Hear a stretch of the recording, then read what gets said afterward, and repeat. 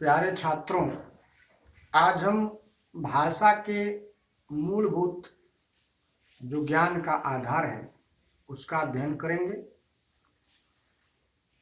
वह आधार जिसके माध्यम से हम वाक्य रचना कर सकें और वाक्यों को समझ सकें, उसका अध्ययन करेंगे। जैसा कि किसी भी भाषा को पढ़ते हैं तो काल के माध्यम से पढ़ते हैं। काल जानते ही हैं 3 प्रकार का होता है: वर्तमान, भूत और भविष्य काल।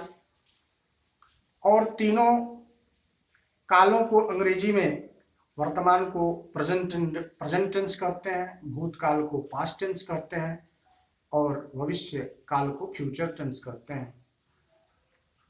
तीनों काल का अध्ययन करने के बाद हम प्रत्येक काल में वाक्य रचना करते हैं। तीनों कालों का भी बंटवारा 4-4 खंड में हुआ है: indefinite, continuous, perfect, perfect continuous. तो प्रत्येक टेंस में 4 खंड हैं: present indefinite, present continuous, present perfect, present perfect continuous. उसी प्रकार past indefinite, past continuous, past perfect continuous. फिर उसी प्रकार future indefinite, future continuous, future perfect continuous. जब ये आधारभूत वाक्य रचना के तौर तरीकों को हम सीख लेंगे तो तमाम और भी चीजें, अध्ययन की चीजें हैं, उसको भी हम भविष्य में सीखते रहेंगे। प्रयोग के पहले बेसिक्स, जो फंडामेंटल नॉलेज का जो तरीका है उसको हम सीखें। आइए शुरू करते हैं present indefinite tense. Present indefinite tense में भी 4 भाग होंगे: सकारात्मक, नकारात्मक, प्रश्नवाचक और विशेष प्रश्नवाचक वाक्य। तो प्रेजेंट इंडेफिनिट की पहचान क्या है, ये जानना जरूरी है।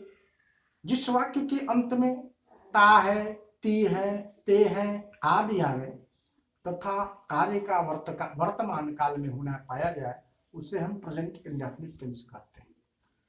प्रेजेंट इंडेफिनिट के सकारात्मक अथवा अफर्मेटिव सेंटेंस को बनाने का तरीका आप स्ट्रक्चर के माध्यम से जानें।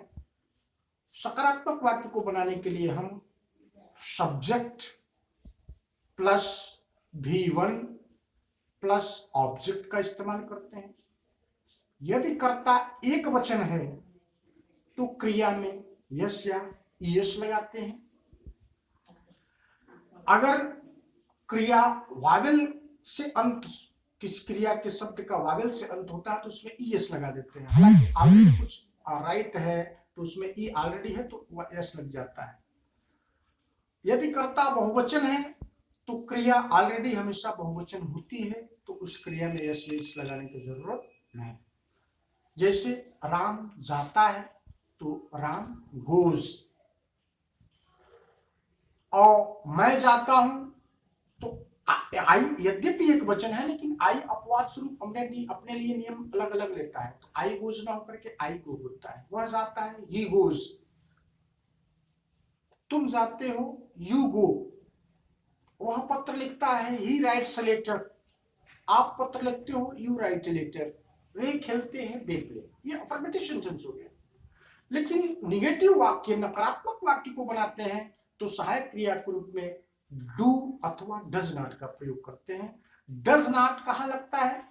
एक वचन अगर करता हो तो सहायक क्रिया डज का प्रयोग करते हैं, उसके बाद नॉट आ जाता है और उसके बाद क्रिया का फर्स्ट फॉर्म, फिर ऑब्जेक्ट आ जाता है। Subject plus does plus not plus V1 plus object, ऐसे बनाते हैं। और अगर बहुवचन है तो subject plus do plus not plus V1 plus object, ऐसे लगा देते हैं। जब डज डू में ईएस लग गया तो फिर एक वचन के साथ क्रिया में वहां डज नॉट के बाद क्रिया में ईएस नहीं लगता है। जैसे राम एक पत्र नहीं लिखता है तो Ram does not write a letter.